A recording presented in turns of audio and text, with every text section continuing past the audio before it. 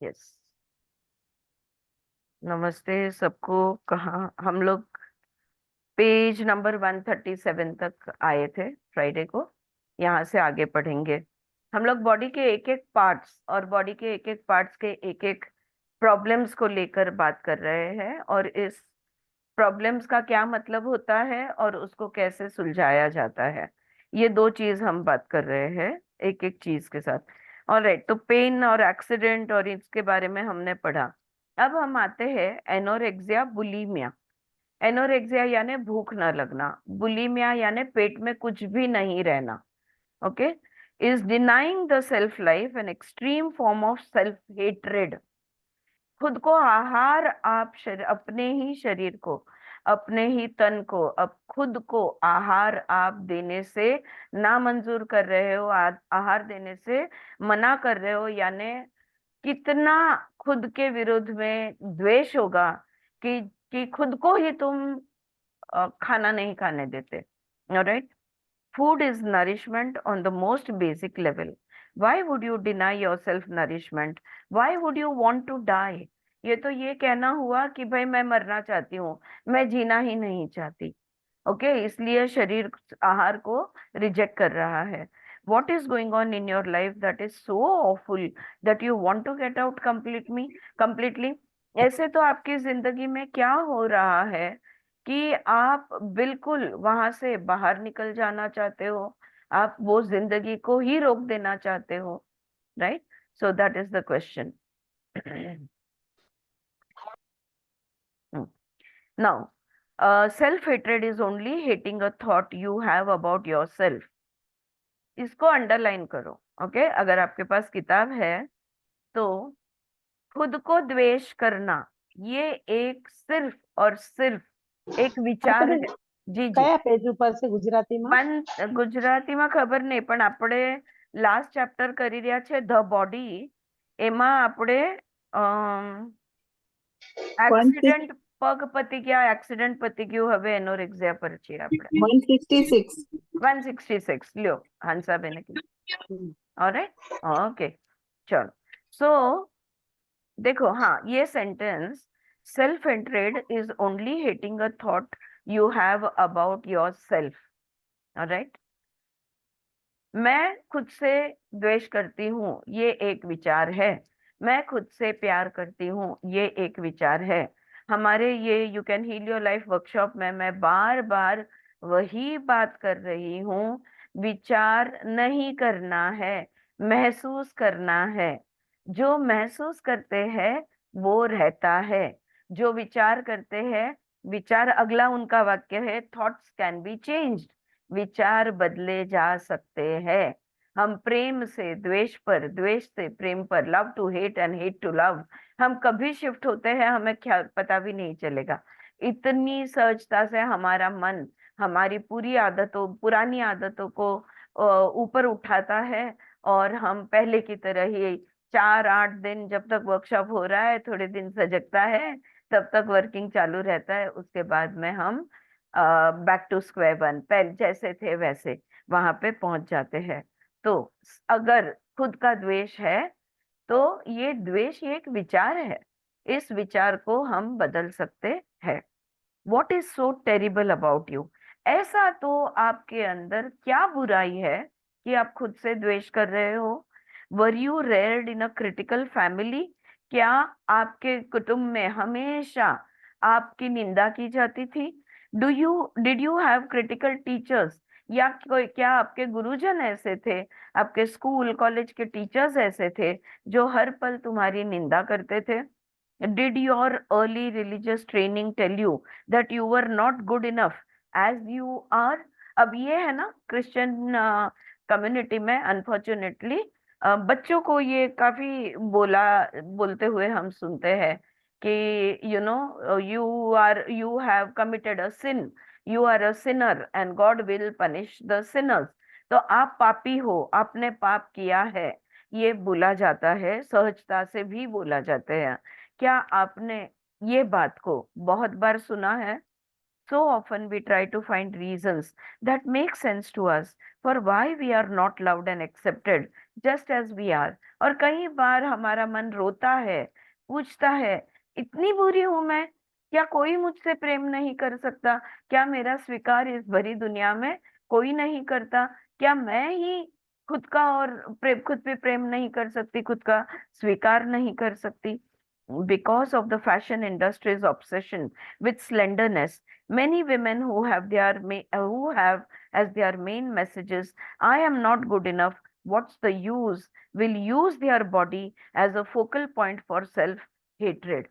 देखो, fashion industry है, social media है, और एक पर्टिकुलर लुक सही है। अगर वो लुक तुम्हारा नहीं है तो तुम सही नहीं हो। ये मैसेज हमें हमारी बच्चियों को बहुत बार पहुंचाया जाता है। तो जब वो उस सांचे में नहीं बैठती, तब उसे लगने लगता है कि नहीं नहीं, मेरे साथ कुछ गलत है, मैं गलत हूँ, कोई तो गड़बड़ है और मैं लायक नहीं हूँ।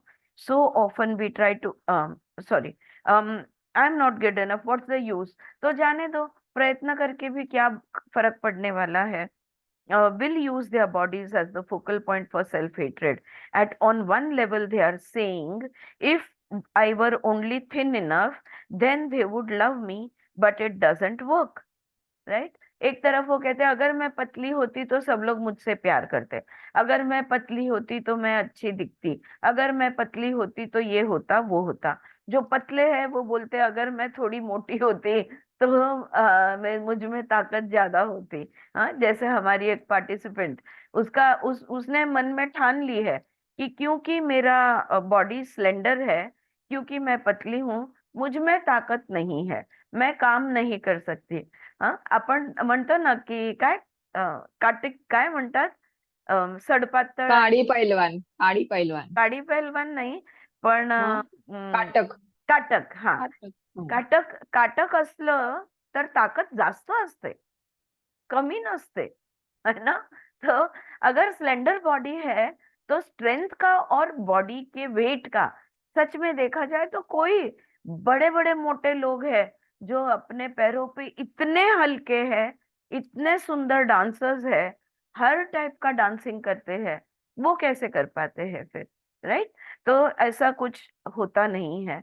लेकिन एक तरफ तो कहते हैं मैं पतली नहीं हूँ, अगर मैं पतली होती तो मुझसे प्यार करते, लेकिन ये विचार कभी काम नहीं कर सकता। नथिंग वर्क्स फ्रॉम आउटसाइड, बाहर से काम करने से कुछ नहीं होता। कितना भी फेस लिफ्ट करवा लो, कितना भी लुक्स को ऑल्टर कर लो, नोज को रिस्ट्रक्चर करो, लिप्स को रिस्ट्रक्चर करो, पता नहीं क्या क्या करते हैं, कितना भी बाहर से आप कर लो, उससे कुछ नहीं होता। आखिर में मायने क्या रखता है, अंदर क्या है। ऊपर से छिलका लाल दिखेगा, हरा दिखेगा, एप्पल है तो लाल, पेरू है तो ग्रीन, है ना? लेकिन अंदर क्या है, स्वाद ऊपर के स्किन में, चमड़ी में स्वाद नहीं होता। स्वाद कहाँ होता है, अंदर के एसेंस में, उसके जूस में, उसके रस में स्वाद होता है। Nothing works from the outside, self approval and self acceptance are the key. हाँ, बहुत अच्छा सवाल आज एक पार्टिसिपेंट ने पूछा कि हम तो सब घर में खुश है, फिर मैंने क्यों, जैसे लुइस है कहती है कि दिन में 300 बार, 400 बार, महीनों तक I approve of myself, I approve of myself, I approve of myself, बार बार बोलते रहो। तो उन्होंने पूछा, पर सब कुछ तो कुशल मंगल है, मैं क्यों बोलूं कि मैं, मतलब व्हाट इज द पर्पस, क्यों मायने रखता है कि मैं ये बोलूं कि आई अप्रूव ऑफ माई सेल्फ, मैं खुद को मंजूरी देने का के पीछे कारण क्या है? और तब मैंने ये समझाया, हर पल, हर दिन एक जैसा नहीं होता। आज सब हंस खेल रहे हैं, कल कुछ हो जाए, कहीं भी हो जाए, छोटा हो जाए, बड़ा हो जाए, नाराज हो जाए, मूड चला जाए, सीजन्स चेंज, सब कुछ बदल सकता है। लेकिन वो जब हम कहते हैं आई एक्सेप्ट माई सेल्फ, जब हम कहते हैं आई लव माई सेल्फ, जब हम कहते हैं आई अप्रूव माई सेल्फ, तो हमारे अंदर का जो रस है जो हमारा एसेंस है, वो रस ही हम इन चीजों का बना देते हैं।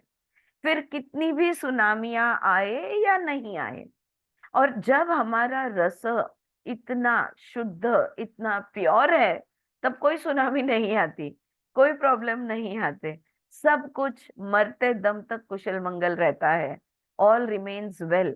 और वही तो हमारी इच्छा है कि हर पल, जिंदगी भर हम खुशी मनाते रहे, हंसते खेलते रहे। हाँ, लेकिन 2-4 दिन अगर हंसते खेलते बिताते हैं लोग, तो बोर हो जाते हैं। फिर उनको कोई जिंदगी में ड्रामा चाहिए, और चाह निर्माण होते ही कोई ना कोई ड्रामा शुरू हो जाता है। राइट? तो ये जिंदगी का खेल है, इसी का नाम जिंदगी है। हमने खुद को अंदर से, हमारे एसेंस से, जिसको हम आत्मा कहते हैं, वहीं से इतना स्ट्रांग बना देना है। कितने भी पहाड़ आने दो, जो होना है, अर्थक्वेक होने दो, जो कुछ होना है होने दो, हम टिके रहेंगे, हम बिल्कुल नहीं हिलेंगे। तो ये रीजन है कि हमने बार बार सेल्फ अप्रूवल, सेल्फ रिस्पेक्ट और सेल्फ एक्सेप्टेंस, सेल्फ लव पे काम करना है। जी हंसा जी, बताइए। સ્થિત પ્રજ્ઞ કહેવાય ને કે હરેક પરિસ્થિતિમાં સ્થિત થઈ हाँ રહી હતી। हाँ हाँ, पाचू अगेन फिर से बता दूं। स्थित, मैंने काफी बार पढ़ते हुए ये समझाया है। स्थित और प्रज्ञ, दो शब्दों से बनता है स्थित प्रज्ञ। स्थित का मतलब होता है स्थिर, और प्रज्ञा का मतलब होता है विस्डम। હા राइट? हम हमारी समझदारी में इतने स्थिर हो जाए कि अच्छे दिन, बुरे दिन, सही गलत, जस्टिस इनजस्टिस, कोई कुछ भी हमारी जिंदगी में आए, हम बिल्कुल नहीं अंदर से हिलेंगे। जो कर्म करना है, जो क्रिया करनी है, करते रहेंगे।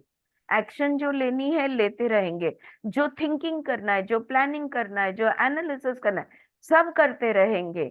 लेकिन अंदर से शुद्ध रहेंगे, अंदर से डटे रहेंगे, अंदर से स्थित प्रज्ञ रहेंगे। We will stay steady in our own wisdom. यही होता है कॉन्शियसनेस, यही होता है एकाग्र चित्त। कोई अलग से कुछ नहीं होता, इसी को एकाग्र चित्त कहते हैं। ठीक है? હમ, तो बिल्कुल, थैंक यू हंसा जी उस शब्द के लिए। हाँ, फिर से एक बार मुझे संधि मिल गई। All right. So self approval, self acceptance are the key, यही तो चाबी है। हम्म? अब भी जस्ट मैंने रीडिंग शुरू किया, और एक पार्टिसिपेंट ने पर्सनल पे मुझे मैसेज डाला है कि मैम, मुझे मेरे आर्थराइटिस के लिए कुछ ना कुछ एफर्मेशन दे दो। किताब पढ़नी नहीं है, हम पढ़ रहे हैं, सुननी नहीं है, पूरी बात समझनी नहीं है, लेकिन गोली चाहिए, दवाई चाहिए। Self work is not easy.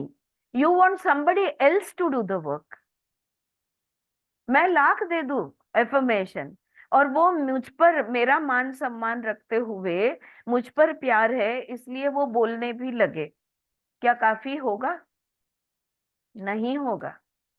ये किताब स्टार्ट टू फिनिश पढ़ेगी, तब जाके खुद को समझ पाएगी, और ऐसी अनेक किताबें पढ़ेगी, और इन बातों को, अपने आप को समझने की हर पहलू पे कोशिश करेगी, तब जाके जो एफर्मेशन मैं दे दूं, जिसको हम एक गुरु मंत्र भी कह सकते हैं। ये कितने गुरु मंत्र लुइस है ने हमने इस किताब के माध्यम से हमें दिए हैं।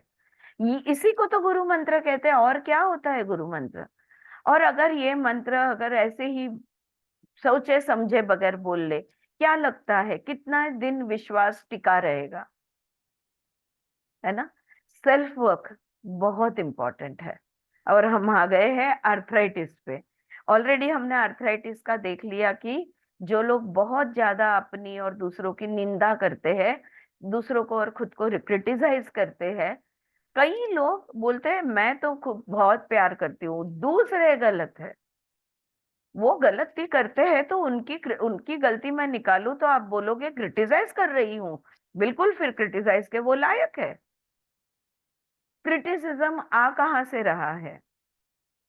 उनके दिमाग से। उनके दिमाग में कौन सोच रहा है? वही सोच रहा है पित्त कहाँ पे उबल रहा है, उनके ही अंदर उबल रहा है। जिसकी निंदा कर रहे हो उसको तो कुछ पता भी नहीं है और विष अपने अंदर घोल रहे हो। कौन समझाए?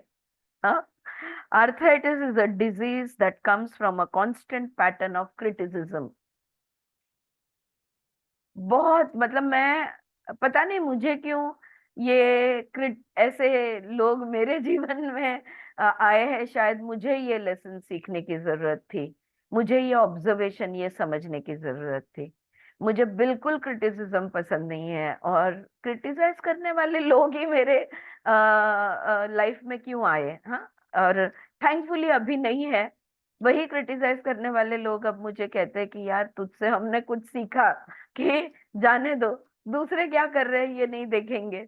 Right? So somewhere maybe I was instrument in the instrument for them, to learn their lesson. It doesn't matter.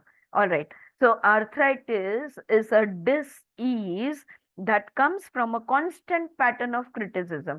इतने हद तक कि 5 मिनट कोई आके, 5 मिनट क्या 1 मिनट के लिए कोई आके जाता है और वो बात भी नहीं करता है, ये व्यक्ति साइड में बैठी है कोने में, फिर भी कुछ ना कुछ बुरा बोलने के लिए उसके पास मिल ही जाता है। राइट? इतने हद तक क्रिटिसिज्म जब करते हैं तब जाके आर्थराइटिस जैसे रोग होते हैं।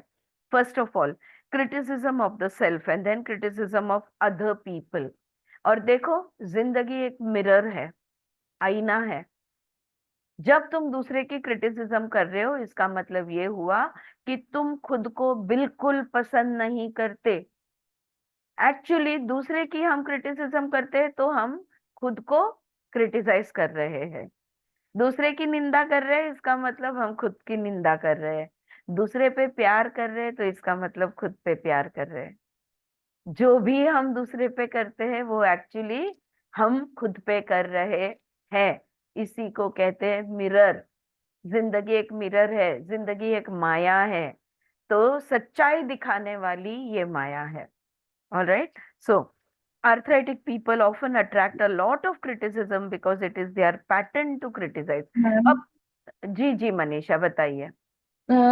आप एक बार फिर से रिपीट करो ना वो as good as it is a definition arthritis is a disease that comes from A constant pattern of criticism. constant pattern of criticism. Okay. Criticism, yeah. Okay. We criticize others and we criticize ourselves. But when we are criticizing others, it means that we are criticizing ourselves. All right? It's a constant pattern of criticism. Arthritic people often attract a lot of criticism because it is their pattern to criticize. अब देखो, निंदा करने वाला व्यक्ति अगर कोई है, पूरी दुनिया उसकी निंदा करेगी, क्योंकि वही तो चीज उसने अपने जीवन में आकर्षित की है, अट्रैक्ट की है। They are cursed with perfectionism. Yes. क्यों इतना वो दूसरों को क्रिटिसाइज करते हैं? क्योंकि वो खुद को परफेक्ट समझते हैं। ऐसा ही करना है। ये चीज ऐसे, मैं तो एक व्यक्ति को जानती हूँ जो किसी को कपड़े भी घड़ी करने नहीं देती। आप गलत करोगे, कपड़े तो ऐसे ही घड़ी होते हैं। सोच लो, जो अपनी जिंदगी में इतनी छोटी चीज, वो व्यक्ति कितनी हैरान होगी, क्योंकि हर चीज उस खुद को करना है। क्यों? क्योंकि परफेक्ट होनी चाहिए। यानी ये व्यक्ति कितनी ओवरलोडेड होगी, आप सोच लो। ये व्यक्ति कितनी प्रेशर में होगी, आप सोच लो। या तो पित्त नहीं होगा तो क्या होगा, ये है। Right? Okay, so now they are cursed with perfectionism, the need to be perfect at all times in every situation. Do you know of anyone on this planet who is perfect? सवाल ये उठता है, क्या आप इस पूरे पृथ्वी तत्व पर कोई भी वस्तु या व्यक्ति को जानते हो कि जो परफेक्ट है? वस्तु भी कहूंगी मैं, कि कोई भी परफेक्ट वस्तु कभी होती है? हाँ, आई डू नॉट, मैं नहीं जानती, मैं भी नहीं जानती। लुइस ये कह रही है मैं नहीं जानती, मैं भी ऐसे किसी व्यक्ति को नहीं जानती जो परफेक्ट है। Why do we set up standards that say we have to be super person in order to be barely acceptable? और ये है ना अपना मतलब ये लोग जो होते हैं, ये हमेशा दिखाते हैं कि देखो मैं कितनी सुपर वुमन हूँ, मैं सब कुछ कर सकती हूँ, मैं मेरे में जो ताकत है वो किसी में भी नहीं है, मैं जितना जैसा काम कर सकती हूँ कोई नहीं कर सकता। ये दिखाने से वो चाहते हैं, उनके ध्यान में भी नहीं आ रहा है कि वो क्या चाहते हैं, वो चाहते हैं कि तुम उनका स्वीकार करो, वो स्वीकृति चाहते हैं। जब खुद का ही स्वीकार खुद नहीं कर सकते तो दूसरे तुम्हारा स्वीकार कैसे करेंगे? और फिर अस्वीकार रहते हैं, फिर निंदा शुरू, फिर criticism always on, right? Everybody, पूरी दुनिया पागल है, किसी को इसमें अक्ल नहीं है, उसमें अक्ल नहीं है, इसको समझता नहीं है, ये मूर्ख है, मैं एक ही शयानी या मैं एक ही शयाना हूं, बाकी किसी को कुछ नहीं आता। Alright, so it is a strong expression of not being good enough. इसका क्या मतलब होता है पता है? मैं लायक नहीं हूँ, मैं स्वीकृति के लायक नहीं हूँ, मैं प्यार के लायक नहीं हूँ, I don't approve of myself, I don't love myself, I don't accept myself। ये वो कह रहे हैं। अगर उनसे ये कहो तो बिल्कुल नहीं मानेंगे कि है क्या, व्हाट नॉनसेंस कहेंगे। लेकिन this is actually what they are saying. In effect they are saying that I am not good enough, and such a heavy burden to carry. सोचो, इन व्यक्तियों के कांधों पे, इनके दिमाग पे कितना बोझा है, कैसे इनकी जिंदगियां सुखी होगी आप बताओ, है ना? तो this is such a very very very very painful thing actually that is happening to them, right? और हमने क्या महसूस करना है इनके लिए? हम क्या कहेंगे ऐसे व्यक्ति को? अगर आपके जीवन में ऐसा व्यक्ति है, आप क्या कहोगी? हम करुणा दिखाएंगे, हम समझदारी दिखाएंगे, हम जितना हो सके उतना प्यार देने की कोशिश करेंगे। और क्या कहेंगे? इनके साथ कभी भी आर्ग्यूमेंट नहीं करना, डिस्कशन भी नहीं करना। क्या कहेंगे? God bless you. बस एक ही वाक्य हमारे से निकलेगा। इनके लिए अगर तुम कुछ आर्थराइटिस के लोगों के लिए कुछ कहना करना चाहते हो तो बस गॉड ब्लेस यू, ये एक आशीर्वाद, एक प्रार्थना उनके लिए दे दिया करो एवरी डे। आपके प्रार्थना में उनका नाम होने दो, क्योंकि ये बहुत सफरिंग पीपल है। All right, okay. सो यहाँ पे आर्थराइटिस खत्म हुआ। अगले प्रॉब्लम पे जाते हैं, जो है अस्थमा। क्या होता है अस्थमा? क्या कहते हैं इसे हिंदी मराठी में? दमा। दमा क्यों कहते हैं? क्योंकि ये सांस नहीं ले पाते, क्योंकि इनको दम लगता है, मतलब they can not breathe properly, right? So that is asthma. क्या मतलब हुआ? Asthma we call smother love. इतना प्यार दिया है, इतनी जकड़ के पकड़ा हुआ है उनको कि वो सांस नहीं ले पा रहे। You are smothering them with love. There is a feeling that you do not have the right to breathe for yourself. Asthma जिन लोगों को होता है, उनके उनके अंदर ये भावना होती है कि खुद से मैं सांस नहीं ले सकता या नहीं ले सकती। I can not breathe on my own independently, ये उनका फीलिंग होता है। हक भी नहीं है उनको अकेले सांस लेने का, बिना सहारे के सांस लेने का हक नहीं है, ये उनका बॉटम लाइन है। अस्थमॅटिक दीदी चिल्ड्रन, काही काही लहान मुलांनाच अस्थमा असतो. आले आले आले त्याच्यावर। Asthmatic children often have over developed consciences. तो ये बच्चे जो होते हैं जिनको उनको ना अपराध भावना बहुत ज्यादा होती है। गलत हो रहा है मुझसे, मैं गलत कर रहा हूं या कर रही हूँ, तो ये ओवर डेवलप्ड कॉन्शियसनेस वो कहती है they take on guilt feelings for whatever seems wrong in their environment. घर में, उनके जीवन में, उनके आजू बाजू जो लोग हैं, जो भी कुछ हो रहा है वो उनकी गलती है। तो ये जो अपराधी भाव है, ये जो गिल्टी फीलिंग है, ये बहुत ज्यादा अगर उन्होंने ले ली तो उनको अस्थमा हो जाता है। मेरी वजह से जो भी कुछ हो रहा है वो हो रहा है। ओके, ठीक है अंजली, तुझ्या प्रश्नाचं उत्तर. They take on guilt feelings for whatever seems wrong in their environment. They feel unworthy, therefore guilty and in need of self punishment. Okay, Manisha ji इसको अंडरलाइन कीजिए अगर आप ये पढ़ रही हो, लिख रही हो तो. Unworthiness and so guiltiness and therefore self punishment.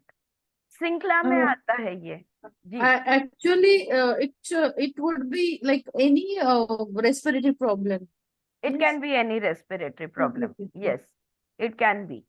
But generally, respiratory issues will be accompanied by shortness of breath. Any respiratory problem. That's it. That's it. Yeah, That's it. yeah. So, why is there so चाहे asthma हो, चाहे emphysema हो, कुछ भी हो. But what is happening? Shortness of breath. Why shortness of breath? Because they feel unworthy. मैं लायक नहीं हूँ. और लायक नहीं हूं इसलिए अपराधी भाव. और अपराधी, अगर मैं अपराधी हूं तो मुझे सजा तो होनी चाहिए. सेल्फ पनिशमेंट इक्वेशन बनता है ये. Alright, okay. Geographic cure sometimes work with asthma, especially if the family does not go along.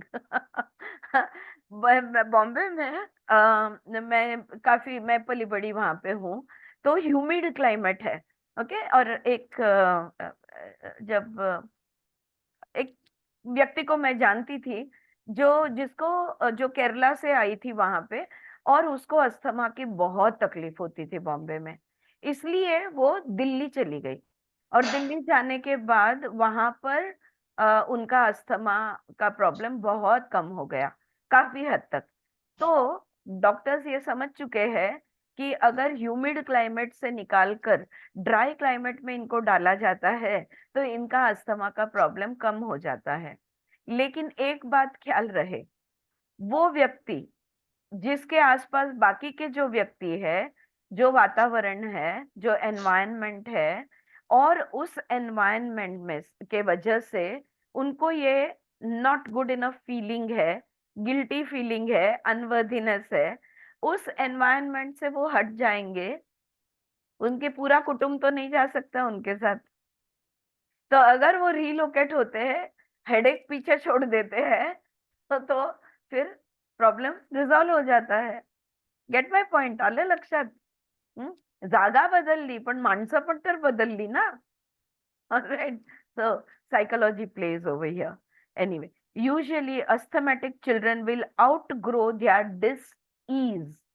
देखो, जो बच्चे हैं जिनको अस्थमा, वो जैसे बड़े होते हैं और जैसे पेरेंट्स ध्यान देते हैं, जैसे उनका जो भी ख्याल रखते हैं, धीरे धीरे उनका अस्थमा कम हो जाता है. This really means they go away to school, get married or leave home somehow and the dis-ease dissolves. Actually हुआ क्या है, या तो स्कूल जाना शुरू किए, यानी जिस वातावरण में, जिस एनवायरनमेंट में उनको ये अनवर्दीनेस महसूस हो रहा था, वहां से बाहर निकले, या तो उनकी शादी हो गई, या तो घर छोड़कर दूर चले गए, तो अपने आप ये ठीक हो जाता है.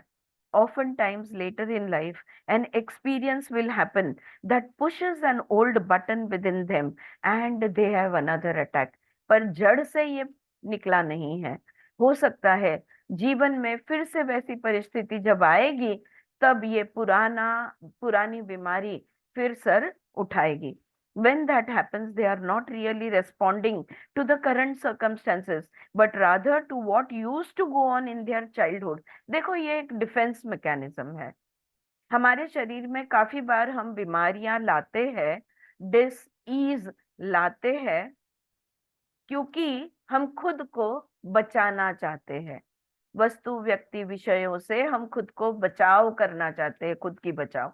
और to save ourselves, to protect ourselves, to keep ourselves alive and breathing, we will use all these things as a defense against whatever is troubling us. Alright, तो ये लेकिन वो खत्म नहीं हुआ, उसको जड़ से निकालना जरूरी है. Alright, so बचपन का वो फिर से उभर सकता है. ऑलराइट, तो ये हो गया ब्रीदिंग प्रॉब्लम। अब देखो, boils and burns, cuts, fevers, sores, itis and inflammations. Boils यानी फोड़ी आती है ना, फोड़ आले म्हणतो ना आपण, सो बॉइल्स। बर्न्स यानी अगर हम जल जाते हैं, चटका लगता है। कट्स यानी कहीं तो भी कट बैठता है। फीवर बुखार। सोर्स यानी फोड़ी होती है ना, पक जाती है, जख्म पक जाती है। आइटिस यानी मैंने समझाया था, इन्फ्लेमेशन, शरीर के किसी भी हिस्से में सूजन आना। Are all indications of anger expressing in the body.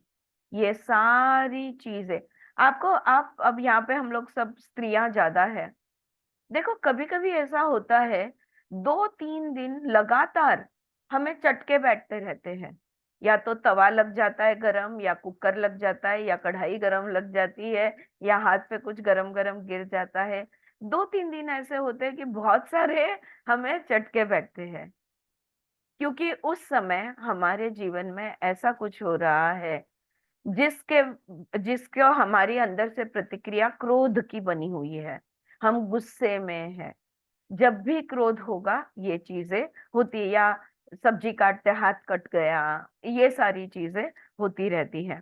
Anger will find its way to express, no matter how much we try to suppress it.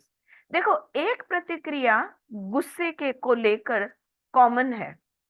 जब भी गुस्सा आता है हम उसे दबाने की कोशिश करते हैं, हम मुंह बंद रखने की कोशिश करते हैं, हम हाथ पीछे पकड़ने की कोशिश करते हैं, कहीं एक लगा ना दे गुस्से में। हाँ, हर कोई अपना, और जो आध्यात्मिक लोग हैं हमारे जैसे, वो तो ऊपर से और खुद पे प्रेशर डालते हैं। नहीं नहीं, मैं तो योगा टीचर हूँ, मैं गुस्सैली कैसे हो सकती हूँ। ऐसा सब, ये सब चीजें हैं, इससे हम अपने गुस्से को दबा देते हैं। योगा टीचर क्यों, कोई भी टीचर हो सकता है। मैं टीचर हूं और मैं कैसे गुस्सा हो सकती हूँ, और खुद का गुस्सा हम दबा देते हैं। ये बहुत बहुत गलत बात है। देखो, दबा हुआ गुस्सा कहीं ना कहीं बाहर निकलेगा। कुछ भी नहीं तो बॉडी पे अचानक से एलर्जी आ जाएगी। know that it is skin allergy I'm talking about. Know that it is just the suppression of anger which is being expressed. The body is not going to keep it in. शरीर कैसे गुस्से को, क्रोध को दबा के रखेगा, आप बताओ। जल जाएगा अंदर से। वो खुद का तो बचाव करने की कोशिश पूरी करेगा ही करेगा, और इसलिए कहीं उंगली कट जाएगी, कहीं चटका बैठ जाएगा, कहीं जल जाएगा, कुछ ना कुछ होगा। Anger will find its way to express no matter how much we try to suppress it. Steam that is built up must be released. Cooker की सीटी बजती है या नहीं, है ना? तो जो जो स्टीम हमने इकट्ठा, जितनी भाप बनी है, तो वो तो निकलेगी ही निकलेगी। We fear our anger lest we destroy our world, yet anger can be released as simply as saying I am angry about this. हमको हमारे ही गुस्से का डर लगता है। हाँ, कई बार कहते हैं, मैं देखा, मेरे को बहुत ही ज्यादा गुस्सा आएगा ना तो मैं ये कर दूंगी। खाली धमकियां। हाँ, हम ये सोच रहे हैं ये कर लूंगी वो कर लूंगी। नहीं, हमारा शरीर, हमारा मन खुद को बचा के रखने के लिए कुछ भी करेगा। ऑलराइट। और लेकिन फिर क्रोध को निकाले कैसे? एक पॉइंट पे लुइस हे ने कहा था, जाओ एक तकिए को जरा लकड़ी ले लो और तकिए को मारो, या तो फिर बॉक्सिंग रिंग में जाओ, या तो जॉगिंग करो। ये बहुत सारे उपाय दिए उन्होंने, लेकिन एक्चुअली उससे भी आसान तरीका है। मुझे इस बात का गुस्सा आया है, अपने आप को ये बोलना, you are accepting it that yes, I am angry about this. You don't say I am an angry person. You say now I am angry about so and so thing. That doesn't mean you are an angry person. You are pure soul, you are Atma. You are nothing else but that. किसी ना किसी बात को लेकर गुस्सा आता है हमें, तो हमें इस बात का गुस्सा, मुझे इस बात का गुस्सा आया है, ये अगर आप खुद को भी बोल दो ना, आपका गुस्सा निकल जाएगा। निकल जाएगा यानी पिघल जाएगा, हाँ, it will just dissolve, alright. True, we can't always say this to our bosses. अच्छा, बॉस को तो ये नहीं बोल सकते, या एक छोटा बच्चा अपना माता पिता को तो ये नहीं, या टीचर को ये नहीं बोल सकता। We can however beat the bed or scream in the car or play tennis, हाँ, लेकिन हम कहीं ना कहीं कोई ना कोई दूसरी रीत से इस गुस्से को व्यक्त कर सकते हैं बिना किसी को हानि किए, without hurting anybody. Do it safely. Hmm? There are harmless ways to physically releasing anger. Spiritual people often believe they shouldn't get angry. ये बात मैंने अभी आपसे कही. True, we are all working towards the time when we no longer blame others for our feelings, but until we arrive there, it is healthier to acknowledge what we do feel in the moment. Yes, workshop कर रहे हैं. हाँ, you can heal your life के exercises हम कर रहे हैं. हाँ, हम ऐसे व्यक्ति, हमारी चित्त ऐसे बनाने वाले, हमारा कॉन्शियसनेस हम ऐसे बनाने वाले हैं जो जहाँ पे हम स्थित प्रज्ञ हो जाए, लेकिन वो होने तक अब भी तुम नहीं हो, अब भी जो भी है उसको प्यार से हैंडल करना, उसको प्यार से पिघलाना, ये तो करना ही पड़ेगा। जब तक कि हम उस अवस्था, एकाग्र चित्त जब तक नहीं बनता, जब तक हमारा चित्त अभी भी इन बिटवीन क्षिप्त विक्षिप्त होते रहता है, तो उसे तो हमें संभाल कर प्यार से अनुभव लेना ही होगा। Okay, next disease is cancer. Cancer is a disease caused by deep resentment held for a long time until it literally eats away at the body. वो कहती है यहाँ पे, जब बहुत ही खेद होता है, सेल्फ रिसेंटमेंट, जब खुद का द्वेष इतना बढ़ जाता है, अंदर से बात तुम्हें खाने लगती है और वो पूरी तरह से जब खा लेती है उसे, तब ये कैंसर हो गया. Something happens in the childhood that destroys the sense of trust. एक एग्जाम्पल, बचपन में ऐसा कुछ हो जाता है कि हम कभी किसी पर विश्वास नहीं रख सकते.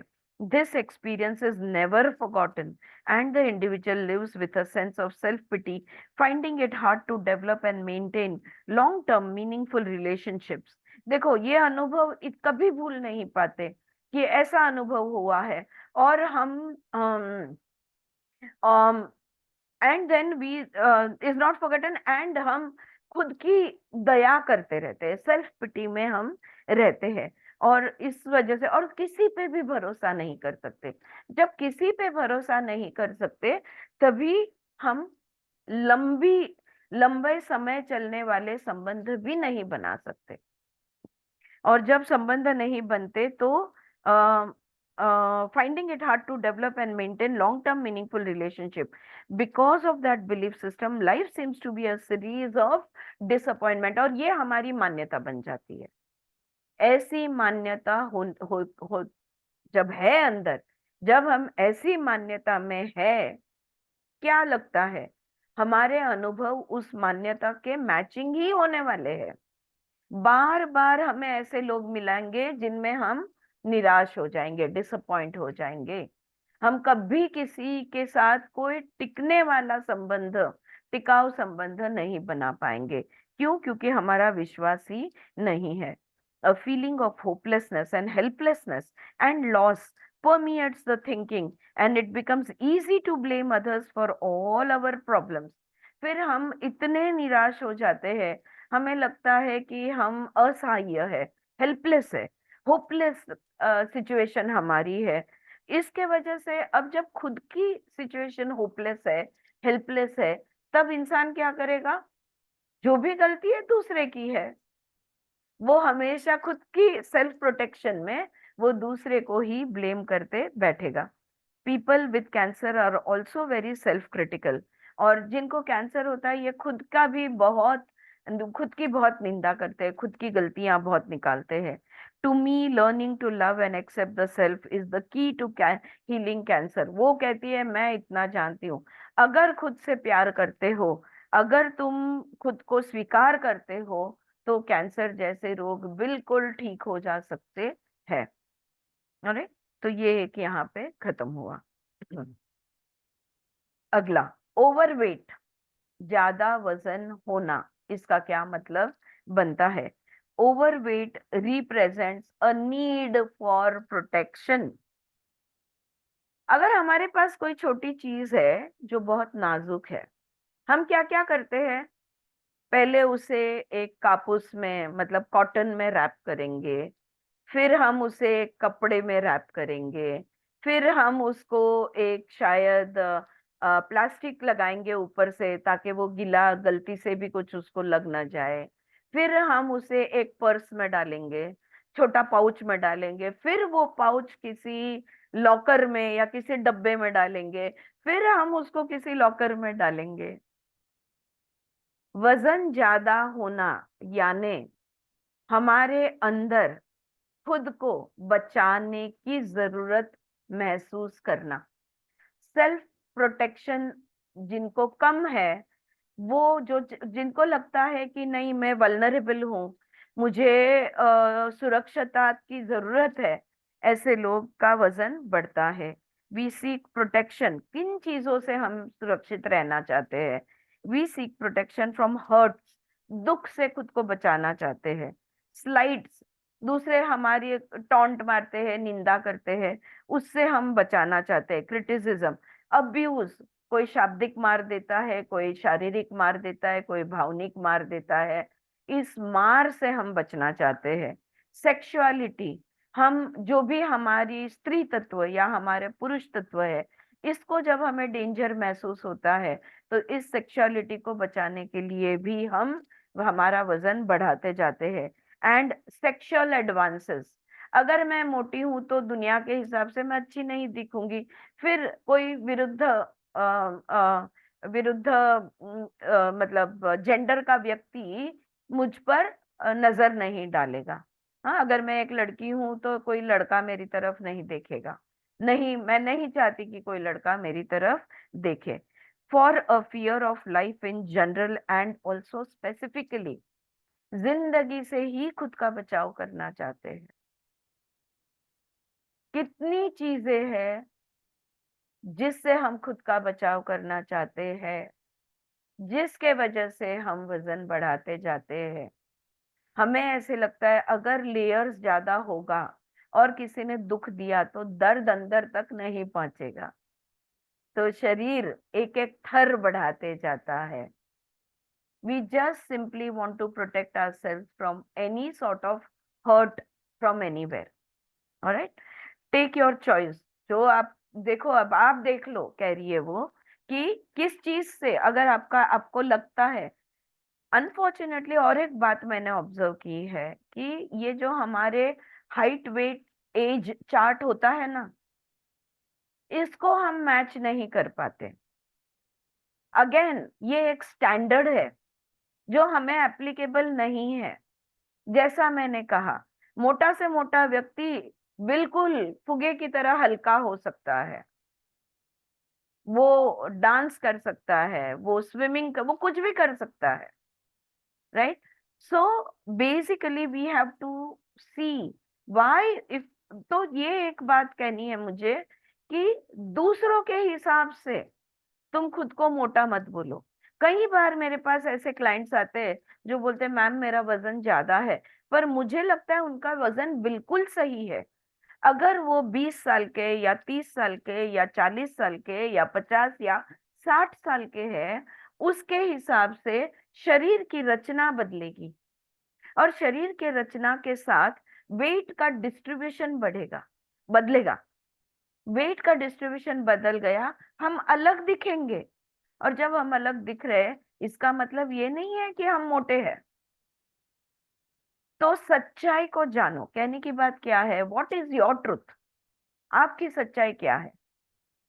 आप 4 अनजान लोगों से पूछ लो और तय कर लो मन में कि अगर ये 4 जन ने बोल दिया, अनजान है जो मुझे बिल्कुल नहीं जानते, और अगर उन्होंने बोल दिया कि नहीं मुझे तो आप ठीक लग रहे हो, आप मोटे नहीं लग रहे, तो मैं मान लूंगी कि मैं मोटी नहीं हूँ। ऑलराइट?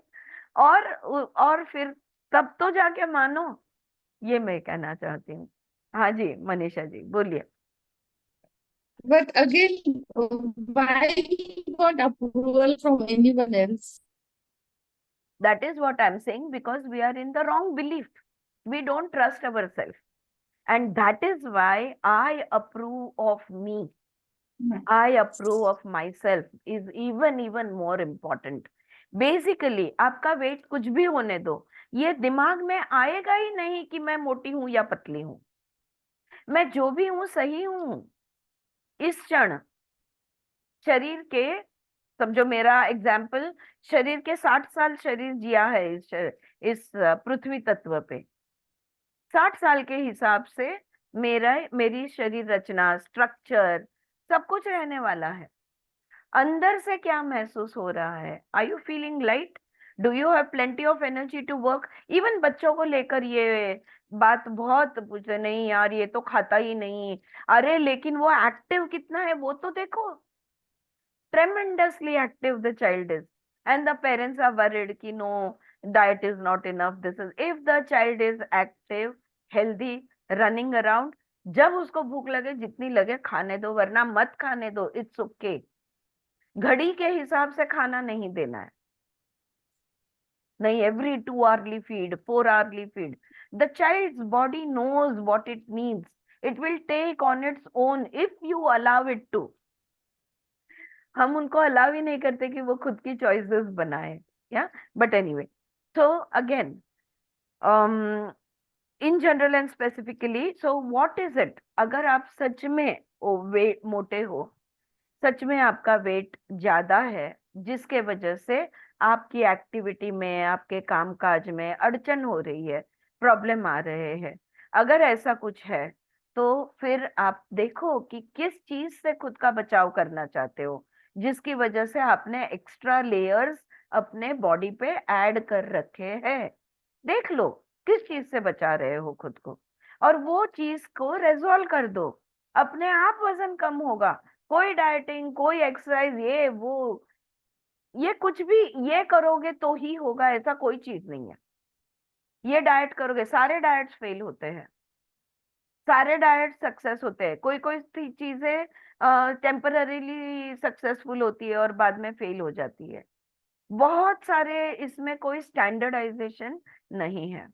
अब लुइस ये कह रही है, आई am not a heavy person, yet I have learned over the years that when I'm feeling insecure and not at ease, I will put on a few pounds. मैंने ये भी देखा था कॉलेज में, हम लोग को एग्जाम से पहले ना स्टडी लीव हुआ करती थी, और हम सब जब एग्जाम के फर्स्ट डे पे मिलते थे, सब लोग के थोड़े थोड़े 1-8 किलो इधर उधर सबका बढ़ गएला होता था।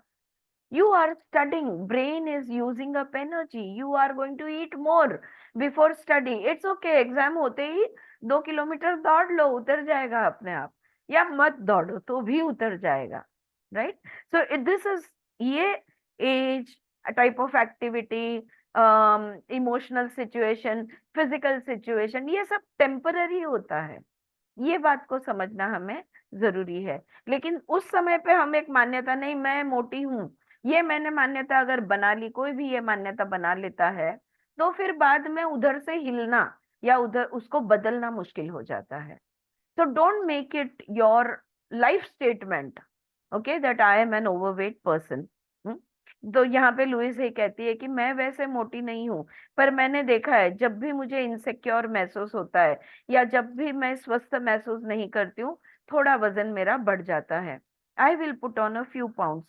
When the threat is gone, the excess weight goes away by itself.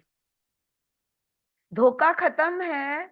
जैसे एड्रेनलिन बॉडी में बढ़ता है in the face of danger, as soon as the danger is over, the adrenaline comes down.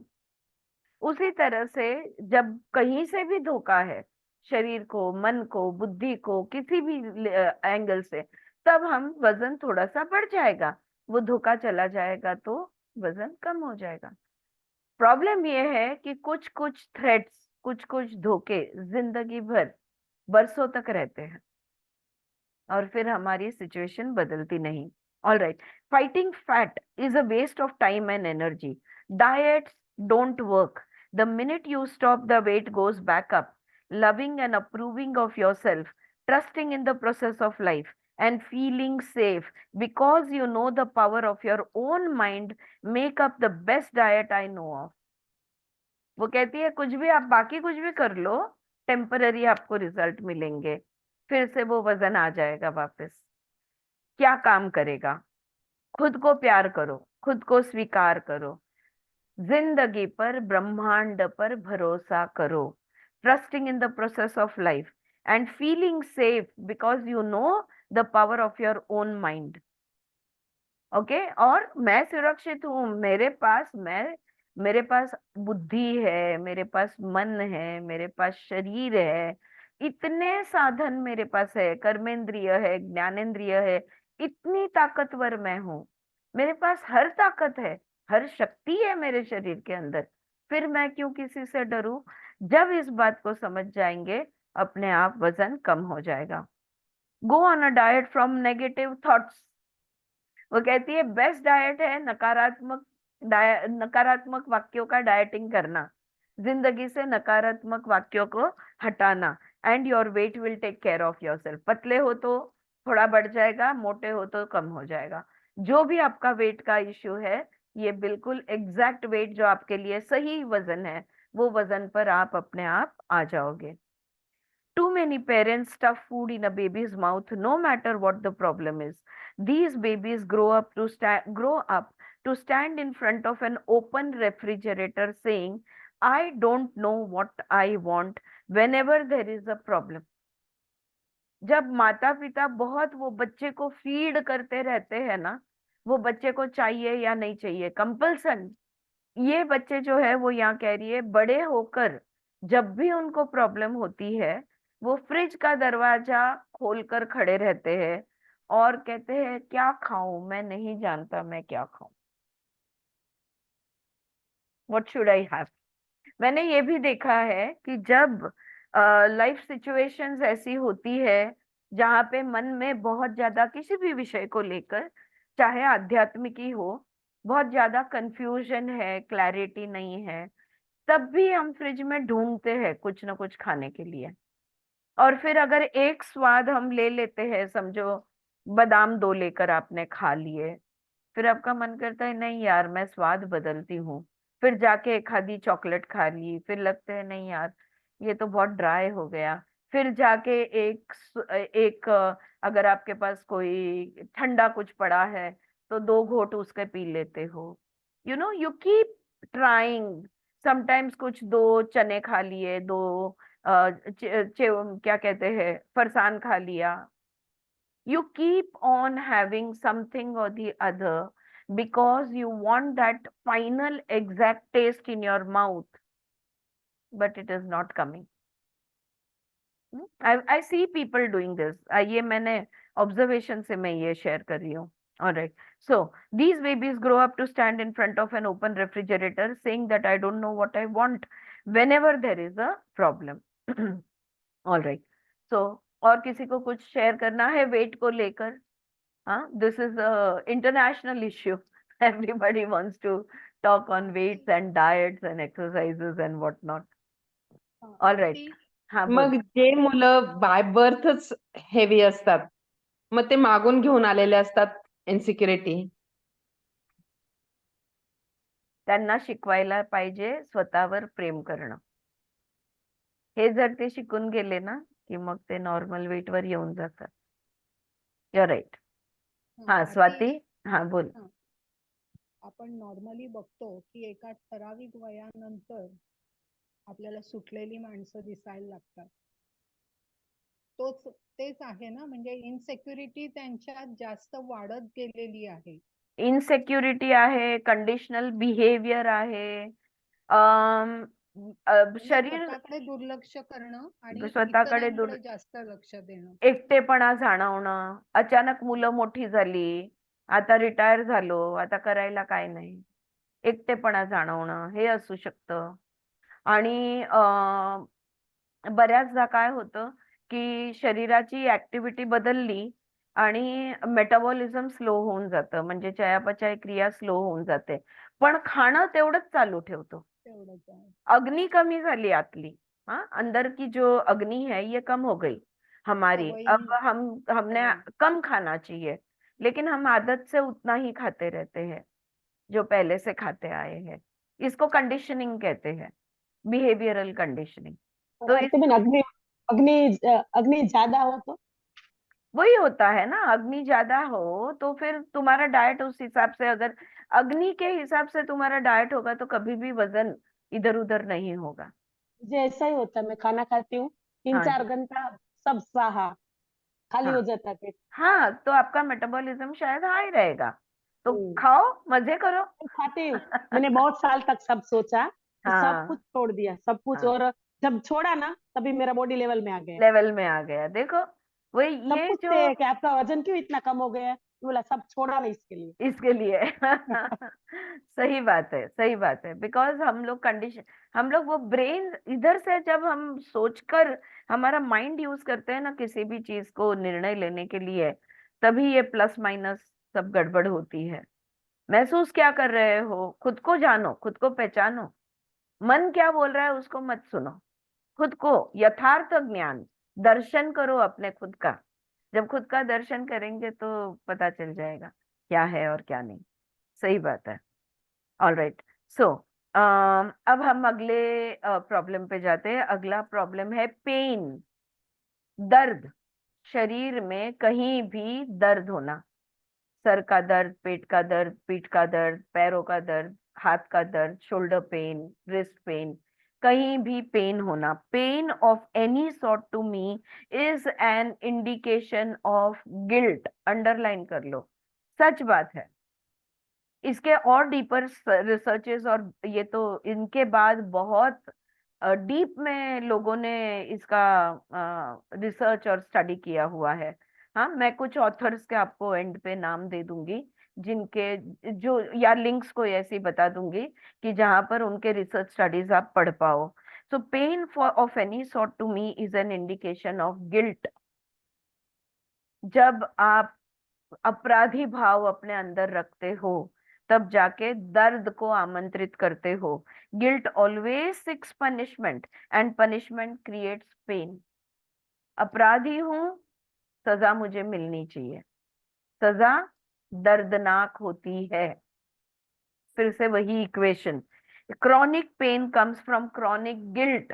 बरसों से दर्द है, चाहे वो आर्थराइटिस का हो, चाहे किसी और चीज का हो, चाहे पता नहीं क्या क्या होता है, तो जो भी है मेरा क्रॉनिक पेन है। क्रॉनिक पेन यानी क्रॉनिक गिल्ट, बहुत सालों से तुमने अंदर अपराधी भाव दबाए रखा है, often so deeply buried that we are not even aware of it anymore. कभी कभी तो इतनी गहराई में होती है ये अपराधी भाव कि ढूंढते हैं पर मिलता नहीं, और हमें पता भी नहीं कि हम कितनी अपराधी भाव हमारे अंदर कैरी कर रहे हैं। Guilt is totally useless emotion, इसको भी अंडरलाइन कर लो। अपराधी भाव वेस्ट है। अब किसी भी चीज का अपराधी भाव को अपने अंदर पालना, ये पॉइंटलेस है, यूजलेस है। It never makes anyone feel better, not does it change the situation. उससे कभी भी अच्छा महसूस नहीं कर सकते हम। हमारे गिल्ट से हम दूसरे को खुश भी नहीं कर सकते। और परिस्थिति, गिल्टी फीलिंग होने से परिस्थिति कभी नहीं बदल सकती। Your sentence is now over, so let your self out of prison. आज अब भी तुम्हारी सजा खत्म होती है। अपने आप को कैद से बाहर निकालो, हाँ, जेल से बाहर निकालो। Forgiving is only giving up and letting go. तो क्षमा करो अपने आप को, क्षमा करो दूसरों को, छोड़ दो, जाने दो। ऑलराइट, तो ये हो गया पेन। अब नेक्स्ट होता है स्ट्रोक। स्ट्रोक्स यानी काय म्हणणार मराठीत? हृदयનો હુમલો. ना ना ना ना,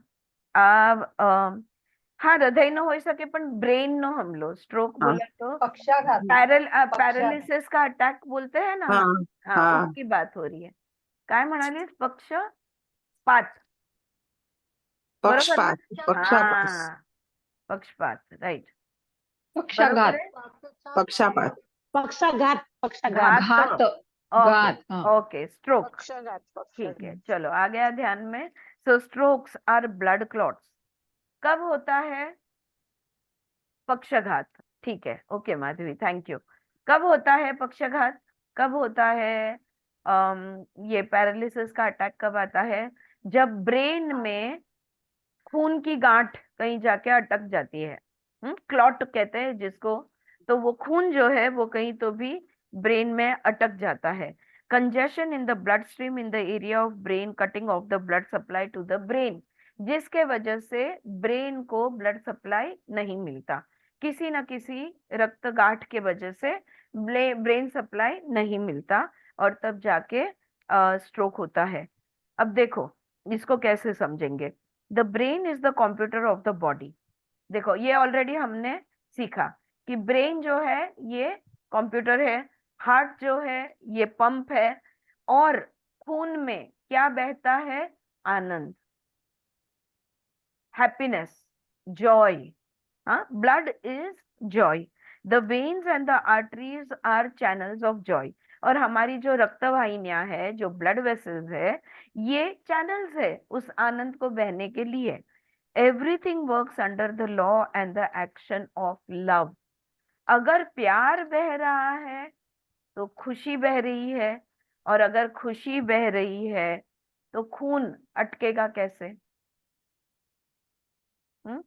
अगर प्रेम है जीवन में, अगर आनंद है हमारे जीवन में, तो ये चीज हमें कभी नहीं हो सकती। There is love in every bit of intelligence in the universe. It is impossible to work and function well without love and joy being experienced. प्रेम और आनंद, तो ये तो जिंदगी का नाम ही प्रेम और आनंद है। और अगर ये प्रेम और आनंद महसूस नहीं होता तो हम जिंदगी जी नहीं रहे हैं, राइट? ये सिंपल सी बात है। Negative thinking clogs up the brain. बहुत ही ज्यादा नकारात्मक विचार खुद के लिए और दूसरों के लिए, इससे खून का बहना ब्रेन के अंदर रुक जाता है। And there is no room for love and joy to flow in its free and open way. और अब प्रेम और आनंद ये बह नहीं सकते। Laughter cannot flow if it is not allowed to be free and foolish. मुक्तता से हंसे, कब हंसे थे लास्ट? याद करो, दिल से हंसे थे, दिल खोल कर हंसे थे। हाँ, मैं तो आज सुबह हंसी थी। मैं सुबह उठने के, मेरे हस्बैंड उठते हैं तो उठते ही कोई तो भी इतना स्टूपिड जोक सुनाते हैं कि हम लोग पहले तो हंसी लेते हैं। ऑलराइट, कब हंसे थे? ये दिल से, जब आप फ्री महसूस करते हो, जब आप ओपन हो, तब आप खुलकर हंस सकते हो। Laughter cannot flow if it is not allowed to be free and foolish. Okay, it is silly होना चाहिए। बहुत हंसी आती है सिली चीजों पे। It is the same with love and Joy.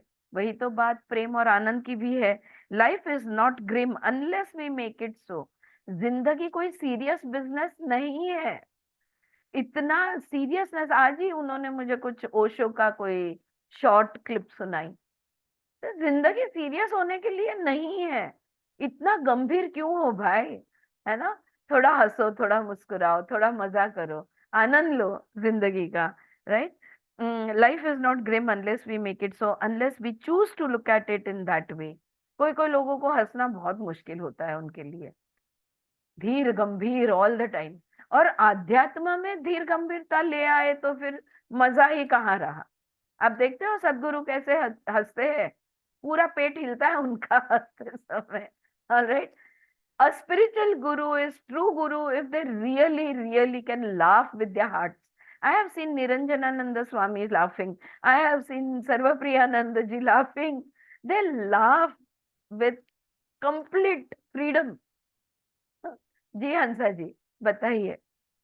આરતીબેન, અમે લોકો બધી ફ્રેન્ડ ભેગી થઈએ ને તો એ જ મસ્તી કરવા માટે ભેગા થઈએ. એટલી Absolutely. મસ્તી કરી ને એટલા હસી કે हाँ, કેટલા સમયનું હસવાનું બાકી હોય એટલું ખુલીને હસી લઈએ. इतना हंस लो कि घर जाके फिर से हंसी आए। અને પછી ઈ ફોટાના બધું રેકોર્ડિંગ કર્યું ને તો ઓપન કરીને પાછા એકલા એકલા હસ્યા કરીએ. हंसिया करिए। सही, मस्त। Okay, so we choose to. We can find total disaster in the smallest upset, and we can find some joy in the greatest tragedy. It is up to us. छोटी सी छोटी बात में हम दुख मान सकते हैं, छोटी सी छोटी बात में बहुत मजा ले सकते हैं. चॉइस हमारा है. Sometimes we try to force our life to go in a certain way when it is not for our highest good. Sometimes we create strokes to force us to go in a totally different direction to re-evaluate our lifestyle. तो ये जो strokes है, pain है, ये चीजें हमारे जीवन में हम लाते हैं ताकि हम दिशा बदल सके. कई बार हम गलत दिशा से जाते रहते हैं तो सही दिशा पकड़ सके. इस बात पे से मैं और एक बात बताऊंगी. ये जो कह रही है ना, sometimes we try to force our life to go in a certain way when it is not for our highest good. ब्रह्मांड की शक्ति जानती है, यूनिवर्स को पता है, भगवान को पता है मेरे लिए सही क्या है. लेकिन कभी कभी मैं वो सही गलत मुझे नहीं मालूम, इसलिए मैं कहती हूँ नहीं नहीं, मुझे तो यही चीज चाहती, मुझे तो यही चीज चाहिए, मैं यही चाहती हूँ. और फिर वो होता नहीं है. जब वो नहीं होता है तो मेरे पास दो चॉइस है. या तो मैं रोऊं, या तो विश्वास मेरा उठा दूं कि नहीं नहीं, हम जो चाहते हैं वो होता नहीं है, अब नसीब में है ही नहीं. ये मैं रो सकती हूँ. या तो मैं हंस सकती हूँ कि देखो, जब मैं भगवान की इच्छा के विरुद्ध कुछ करने जा रही थी तो देखो उन्होंने मेरी बाजी कैसे पलट दी. हाँ, मेरा नुकसान हो गया, कुछ पैसे चले गए, ये हुआ वो हुआ, इतनी बार गए आए, इतना काम किया और सब वेस्ट हो गया. हंस सकते हैं, क्यों नहीं? या तो हम रो सकते हैं तर या तो हम हंस सकते हैं. Yes Manisha, tell me. Um, ओळखायचं कसं, लाईक आपली इच्छा, लाईक समजा ती इच्छा असेल ब्रह्मांडाची, वी सोपं शुड आहे, सोपं आहे. लाईक ट्राय आई गॉट है योर ना, क्वेश्चन. कैसे पहचाने हम कि हमारी इच्छा है या पहचान. देखो, ब्रह्मांड के नियम अनुसार अगर हम जा रहे हैं, भगवान की इच्छा से सब कुछ, हम अगर उस दिशा, सही दिशा से अगर हम जा रहे हैं, सब कुछ सरल और सहज होगा. वन लाइन आंसर है इसका. बट जिंदगी में हर आपण चीज सरल और सहज होनी चाहिए. अगर नहीं हो रही है तो समझ लो कहीं ना कहीं से विरोध है. हमारे अंदर से, अंदर ही भगवान बैठा है. पर वैसे अगर देखने जाएंगे तो हर फील्ड में स्ट्रगल है. नहीं है, स्ट्रगल हम करते हैं, लेकिन हमारे पास चॉइस है स्ट्रगल करना या नहीं करना. मत करो स्ट्रगल, छोड़ दो. नहीं हुआ नहीं हुआ, कुछ और होगा. समझो अगर आपने कोई समझो ऐसे अगर आपने ऐसे अगर कोई मान कैंप के रखा चले हुआ है, आप कि डॉक्टर हो, मेडिकल कैंप रखा हुआ है, आपने मिनिमम फी रखी है, और शायद आपको पता चले कि भाई, आप शायद आपके मन में ये हो कि भाई कुछ पैसे भी मिलेंगे जिसमें से खर्चा निकल जाएगा, और हम अपनी, मतलब लोगों को अपने बारे में पता भी चलेगा कि हाँ ऐसे ही कोई डॉक्टर यहाँ पे है. लेकिन अगर वो सक्सेसफुल नहीं होता है तो आपके पास चॉइस है कि आप, अरे इतना स्ट्रगल किया, वेस्ट हो गया, दुख मनाए, या आपके पास चॉइस है, चलो कोई और तरकीब निकालते हैं. पता कैसे चले? पर जैसे हाँ, मतलब गो विद द फ्लो ठीक है, पर फिर ऐसे सोचने जाएंगे तो हम लोग कुछ ट्राई ही नहीं करेंगे कैसे ना. नहीं करेंगे? अब आप नई तरकीब निकालोगे. अगर आप स्ट्रगल समझ के रुक गए तो दूसरी रास्ता नहीं ढूंढोगे. अगर आप हंस के आगे निकलते हो तो आप दूसरा रास्ता देखोगे. एक आइडिया वर्क नहीं किया, दूसरा आइडिया लगाओगे. You will keep working. ऐसा नहीं होगा कि आप कुछ नहीं करोगे, राइट? लेकिन स्ट्रगल नहीं करना. अगर कोई चीज आसानी से नहीं हो रही है, सरलता से, सहजता से नहीं हो रही है, तो देख लो, अंदाज ले लो. अगर देखो, आपने कोई काम शुरू किया और कोई ना कोई बाधाएं आती रहती है उस काम में, समझ जाओ ये नहीं करना है, अब भी नहीं करना है. शायद 1 साल के बाद आप दोबारा ट्राई कर सकते हो. रोक दो उस बात को वहीं के वहीं. क्यों स्ट्रगल कर रहे हो? मत करो स्ट्रगल. फिर बोलोगे मैंने इतना स्ट्रगल किया. किसने कहा तुमसे स्ट्रगल करने? बाधाएं आ रही थी, so many problems coming up in your way. Give it up, let it go. Try it some other time when the time is right. Then you can try it again, right? Have I answered your question? Yeah. Yes. All right. Yes, wonderful. All right. So, अब अगला problem है stiffness. क्या कहेंगे? अकड़ या शरीर में ताठरता आपण म्हणतो ना, स्टिफनेस, अकड़ आ जानी. कोई बॉडी पार्ट अटक जाता है. जॉइंट्स में ज्यादातर स्टिफनेस आते हैं, मसल्स में स्टिफनेस आ जाता है. આરતીબેન ફીટ કેવાય? ફીટ આવી જાય તો આમ અકડી જાય ને? ના. કહેવાય ને? સ્ટિફનેસ એટલે સમજો હવે હું હાથ નથી હલાવી શકતી, હા હા સ્ટીફ થઈ ગયો છે, કાં તો હા, મારા stiff. નેકમાં સ્ટીફનેસ છે, હા નેક હા હલી બરાબર. નથી શકતો વગેરે. હા, તો મસલ કાં તો જોઈન્ટમાં સ્ટીફનેસ હોય. Alright. So stiffness in the body represents stiffness in the mind. कितने सिंपल जवाब है.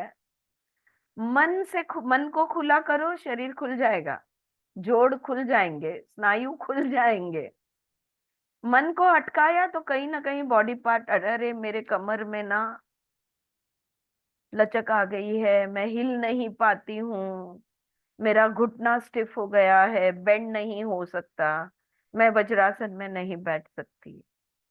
माइंड का स्टिफनेस तो हम लोग जो ये you can heal your life में का जो हम लोग एक्सरसाइजेस कर रहे हैं, फ्लेक्सिबिलिटी पे हमको काम करना है यहाँ पे. ओके. सो माइंड से अगर हम खुद को फ्लेक्सिबल रखेंगे, और देखो माइंड कंडीशनिंग पे ही चलता है. Rigidity, yes Suchitra, 100% rigidity. Mind rigid, body rigid. Mind stiff, body stiff. या हमको लगता है नहीं हम बहुत आध्यात्मिक अभ्यास कर रहे हैं, हम बहुत मुक्त है, हम खुले विचार के हैं, और फिर अगर सिचुएशन कोई ऐसी आती है कि जो पहले नहीं थी, तब हम तो बहुत फ्रीली मूवमेंट कर रहे थे, लेकिन अचानक से सिचुएशन ऐसी कुछ आ गई जो हमें मंजूर नहीं है, यानी हम अंदर से स्टिफ हो गए, हम स्वीकार नहीं कर रहे, हम ओपननेस नहीं रख रहे, हम फ्लेक्सिबल नहीं रह रहे मन से. अगर फ्लेक्सिबल तो बॉडी का कोई ना कोई पार्ट अटक जाता है, और फिर वो ये जो भी वो दे रही है, इसका मैं एक्चुअली इस्तेमाल उल्टा करती हूँ. कि मेरे या किसी के भी कोई मुझे कहता है कि मेरे बॉडी में ये हो रहा है, तो तुरंत उनको ये सुझाव खुद के लिए, अगर मेरा घुटना समझो फॉर एग्जांपल एक घुटना बेंड नहीं हो रहा, तो मैंने क्या सोचना है, माइंड में मैं कहाँ से बेंड नहीं हो रही हूँ, कहाँ से मैं मेरे माइंड में रिजिड हूँ, कहाँ से मैं इनफ्लेक्सिबल हूँ. अब देखो राइट घुटना है या लेफ्ट घुटना है, डायग्नोसिस करना सिखा रही हूँ मैं आपको. अगर राइट घुटना घुटना है या लेफ्ट है तो स्त्री तत्व में गड़बड़ है, राइट है तो पुरुष तत्व में गड़बड़ है.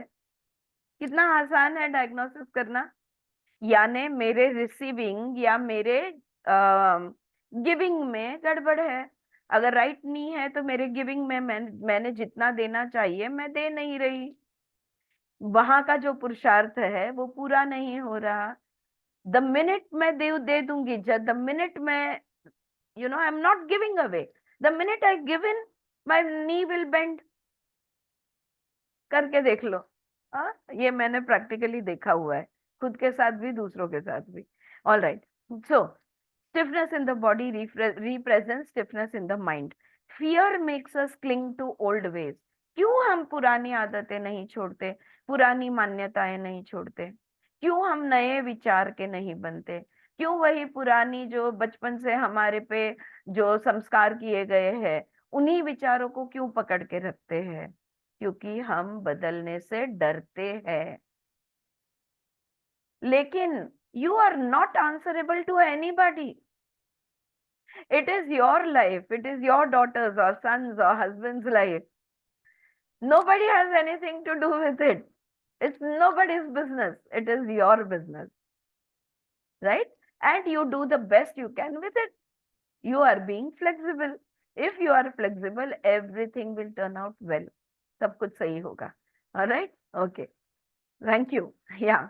Fear makes us cling to old ways and we find it difficult to be flexible. If we believe there is only one way to do something, we often find ourselves becoming stiff. करना है तो इस रीति रिवाज से, वरना नहीं, अकड़ आ जाएगी. All right. Okay. We can always find another way to do things. लेकिन किसी भी चीज को करने के बहुत सारे तरीके होते हैं, एक ही तरीका थोड़ी ना होता है. Remember Virginia Satir and her more than 250 different ways to wash the dishes. याद है? हाँ, उनका एक्सपेरिमेंट जहाँ पे उन्होंने ढूंढ निकाला कि किसी भी बर्तन को धोने के लिए 250 रीत है. Right? Notice where in the body the stiffness occurs. Look it up on my list of mental patterns and it will show you where in your mind you are being stiff and rigid. वो कह रही है आपके शरीर में जहां पर भी अकड़ हो, स्टिफनेस हो, तो मेंटल पैटर्न कौन सी गलत हुई है, इसकी मेरी लिस्ट आप पढ़ लो और उस हिसाब से अपने आप में बदलाव लाओ और ये स्टिफनेस चले जाएगा. It will show you where in your mind you are being stiff and rigid. Okay? All right. तो ये हो गया स्टिफनेस. मुझे रोकना है, कुछ पूछना है तो प्लीज रोक दीजिएगा. ओके, वरना मैं एक एक स्टेप आगे जाती रही हूँ. और इज इट टाइम अप?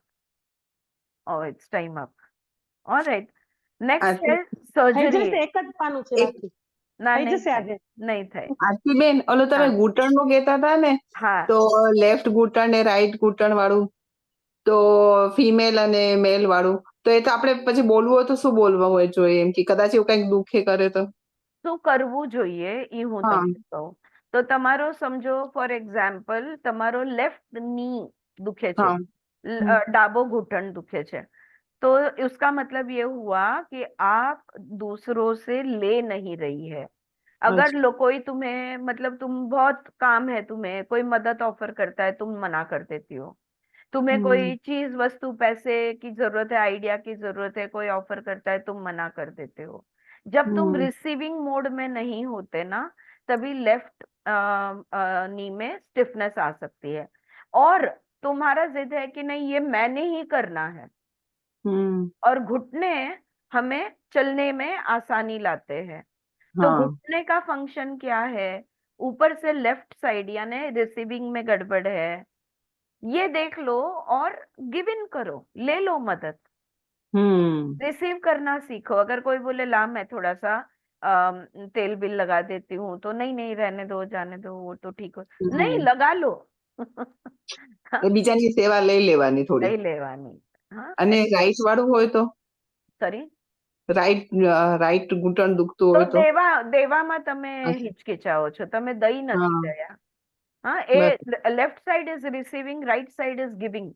અચ્છા, પુરુષ બરાબર. તત્વ છે ને, પુરુષ આપવાનું કામ કરે, સ્ત્રી તત્વ લેવાનું કામ કરે. આપણા બધાની અંદર અડધું પુરુષ અડધો સ્ત્રી તત્વ છે. તો આપણે બેલેન્સિંગ જે છે એ લેવા અને દેવા બેયમાં બેલેન્સિંગ હોય તો શરીર સરસ રહે. મસ્ત. Alright? This is one of the reason ना, म्हणजे 100% हे नाही की बस हे आहे असंच. हे म्हणजे हे बघ, रिझन्स तू म्हणशील ना, तर रिझन्स अनेक असू शकतात, पण मुळाशी हेच आहे. ओके. मुळाशी हेच आहे, रूट हेच आहे. Chronic जे आहे ते, those diseases which are Chronic. chronic in Yes. nature. Yes. हा. Aspect. या ओके. मुळाशी तेच आधी आहे. आधी बघ व्याधी. आधी आधी- आधी आधी. मग व्याधि. हाँ, अगदी मग व्याधि. अगदी आयुर्वेदा का नियम है, आधी आधी, पहले दिमाग में फिर शरीर में आता है. अगर शरीर में कुछ तुम्हारे आया है तो बहुत अलर्ट हो जाओ. समझ लो ये पुराना है, क्योंकि वो दिमाग में आके शरीर तक पहुंचने को बहुत टाइम लगता है. आज दिमाग में आया, आज शरीर में, तुरंत शरीर ने प्रतिक्रिया दे दी, ये हो सकता है. लेकिन जो बहुत सजग है, जो बहुत सेंसिटिव है, जो हाई लेवल ऑफ कॉन्शियसनेस में जीते हैं, उनके साथ ये होता है, अदरवाइज नॉट. अरे, तो अगर बहुत लंबे समय से कोई बीमारी है, तो कोई बहुत पुरानी मान्यता है जो तुमने पकड़ के रखी है, उसको छोड़ना होगा. हाँ स्वाति. प्रत्येक पार्ट साठी एक भावना दिलेला आहे ना ते आपल्या ह्याच्यात.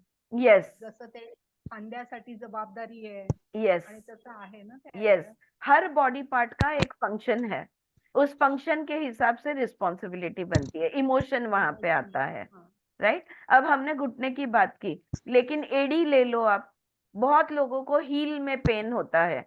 हाँ, तो हील में पेन ज्यादातर ऐसे लोगों को होता है जिन्होंने कोई स्टैंड लेने की जरूरत है, जिन्होंने अपनी ताकत अड़े रहने की जरूरत है, लेकिन अड़े नहीं रह रहे, वो जैसे हवा का झोंका आता है वैसे मुड़ते जाते हैं, तो हील में पेन होता है, because you are not kicking, you are digging your heels in and taking a stand, right. So that is one of the major reasons for heel pain. सो अगर मेरे हील में पेन है तो मैं तुरंत सोचूंगी किस बात पे मुझे स्टैंड लेने की जरूरत है, कायम रहने की जरूरत है या फर्म रहने की जरूरत है, और मैं नहीं ले रही हूँ। शायद कुटुंब को लेके हो, शायद काम को लेके हो, शायद आइडिया को लेके हो, कुछ भी हो सकता है, और ढूंढ आपको निकालना है। लेकिन सजग हो जाएंगे, तुरंत ढूंढेंगे, तुरंत हम उस पर सोल्यूशन निकाल पाएंगे। आरती बहन, इसके कोष्टक के अंदर वो लिखा है नी प्रॉब्लम्स का, हाँ। कि जो अभिमानी है और लचीलापड़ा का भाव, लचीलापड़ा का भाव और जतु करवानो भाव ओछो होए। Correct, letting go, not letting go. अटका दिया है घुटने को, मैं नहीं चलूंगी, मैं नहीं बदलूंगी, है ना, जतु નથી કરી રહ્યા, બરાબર છે, બરાબર છે। આરતીબેન, જી, આપણે આ સાહિત્યિકાનો જે આ ભાગ દુખતો હોય ને બે સાઈડ, તો એના માટે શું રિલેસ કરવાનું? એમાં આપેલું છે, બુકમાં આખી લિસ્ટ આપેલી છે। हाँ, मैं फिर से कहूंगी, ये किताब की कॉस्ट 350-400 रुपया भी नहीं है, 400 के अंदर है, पहली बात। और दूसरी बात, अगर आप मतलब जैसे हमारे यहाँ किंग सर्कल पे या नासिक में शालीमार पे मिलते, रोड पे से आप ये किताब लोगे तो 100 रुपया है, और अगर आप इंटरनेट पे से उसका PDF छपा के लोगे तो आपको 10-15-20 रुपए में आपका काम हो जाएगा। नहीं, बुक तो लिया है। हाँ, कई बुक तो है। उसमें साहित्यिका दिया है, दिया है, उसके अंदर लिखा है दंभी होवू, नाणा अने भावीनो भय, मतलब फ्यूचर नो डर है અને પૈસાનો ડર है। પૈસાનો ડર, લોઅર બેક છે ને, એટલે પૈસાનો ડર તો આવશે જ એમાં। પછી એનું ઓલું બી સારું આપ્યું છે, હું મારી અંદર રહેલું સારાપણાને આગળ વધારું છું, મારું કલ્યાણ થાય છે ચારેકોર, હું સલામત અને સુરક્ષિત છું। यू स्टार्ट फीलिंग सेफ, अरे बैठा है ना ऊपर वाला, मैं क्यों फिक्र करूं, और हो जाएगा, कर लेगा, कोई ना कोई कर लेगा। मेरा सब हमेशा हो चुका है, होता ही रहा है, अभी भी हो जाएगा, मैं क्यों फिक्र करूं। उसने अगर ये चीज मेरे जीवन में लाई है तो वो देखेगा कैसे हैंडल करना। Let the universe take care, why should I worry. ये व्हाई शुड आई वरी, ये सवाल मैंने ये भी देखा है, ज्यादातर हमारे वरीज जो होते हैं ना, ये दूसरों को लेके होते हैं, बोरोड होते हैं, और वो अननेसेसरी हम उसके ऊपर सोच विचार करते हैं, और फिक्र तो हमारे अंदर हो रही है, उनका तो जो चल रहा है वो चल रहा है। इसके लिए मैं क्या कहती हूँ पता है, खुद से मैं कहती आई हूँ, अभी भी अगर जरूरत पड़े तो मैं खुद को कहती हूँ, माइंड योर ओन बिजनेस, काम करो अपना। ये मैं खुद से बहुत बार कहती हूँ, it is not your, none of your business, mind your own business. Mother અને વાઇફ નો રોલ બહુ એમાંથી નીકળવામાં ઘણું બધું નીકળી ગયું, છતાં બી છે। અને જો મીનાબેન, ભૂલવું ના જોઈએ કે નવું આવતું જ રહે છે, અને એટલા જૂના કર્મ સંસ્કાર આપણા ઉપર, ગુણ ધર્મ છે એના એટલા સંસ્કાર છે, એ કઈ લૂછીને જવાના નથી એટલા ઇઝીલી। એ વચ્ચે વચ્ચે આપણે સાફ સફાઈ કરતા જ રહેવું પડશે आखिरी दम तक। क्लीनिंग तो कभी, देखो घर कितना भी आपने जिंदगी में एक बार घर साफ कर दिया, बस अभी जिंदगी भर साफ नहीं करना, ऐसा होता है क्या? हवा बहेगी, धूल आएगी, परिस्थिति बदलेगी, प्रॉब्लम आएंगे, खुशी भी आएंगी, आनंद भी आएगा, दुख भी आएगा, सब कुछ आते रहेगा। हमने क्या करना है?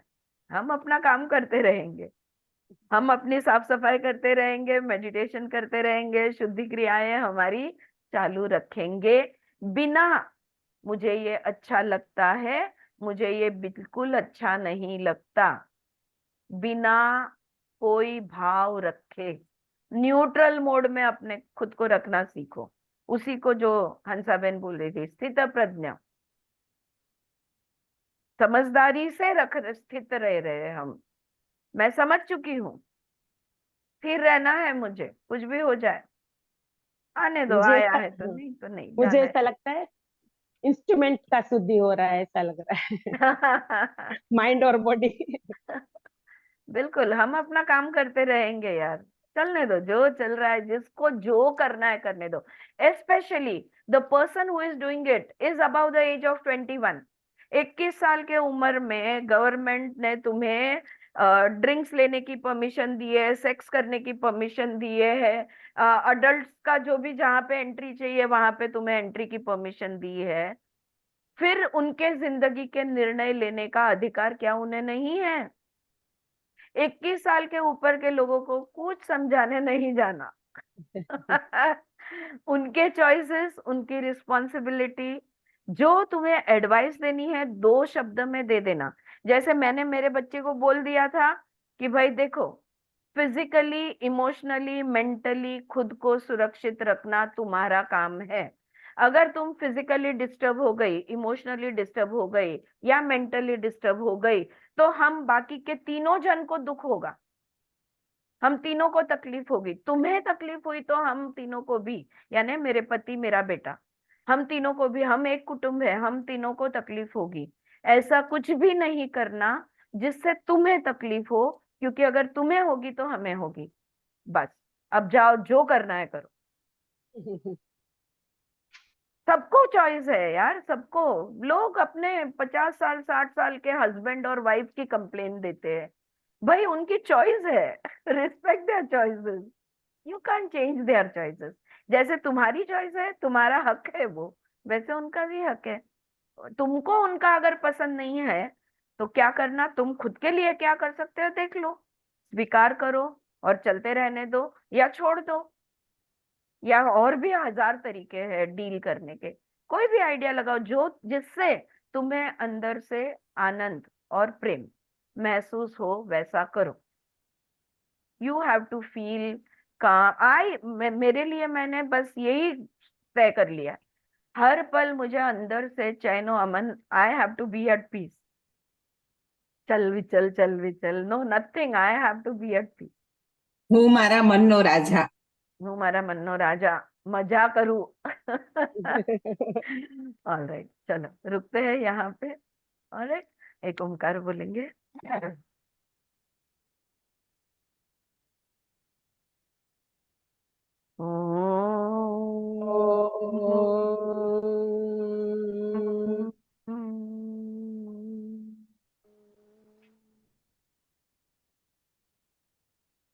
Alright, thank you everyone. किसी का कुछ काले से कहने का रह नहीं गया ना? Yes Anita, thank you. કાલે છે ધન્યવાદ આરતીબેન? આરતીબેન. हाँ हाँ, કાલે रजा હશે? नहीं आपको छुट्टी चाहिए? ના ના એટલે ગુડી પડવો છે ને એટલે પૂછતા હતા. ना ना ना, रजा से नहीं। जिंदगीના અભ્યાસને નો રજા। કાલથી હું નથી આરતીબેન, ઓકે મારો ક્લાસ ઓકે ચાલુ